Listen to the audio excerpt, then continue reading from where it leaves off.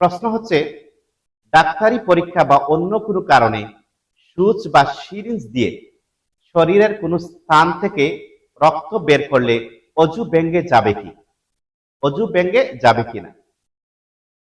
সুচ বা সিরিঞ্জ দ্বারা বেরকৃত রক্ত যদি এতটুকু পরিমাণ হয় যে তা নিজে নিজে গড়িয়ে পড়তে পারে, তাহলে অজু ভঙ্গ হয়ে যাবে।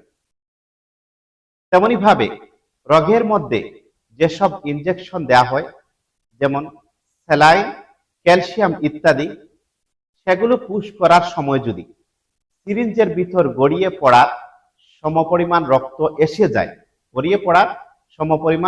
এসে যায়, তাতেও অজু ভেঙে যাবে। তদ্রূপ জুখিয়ে পানকৃত রক্ত যদি গড়িয়ে পড়ার সমপরিমাণ হয়, তাহলে অজু ভেঙে যাবে।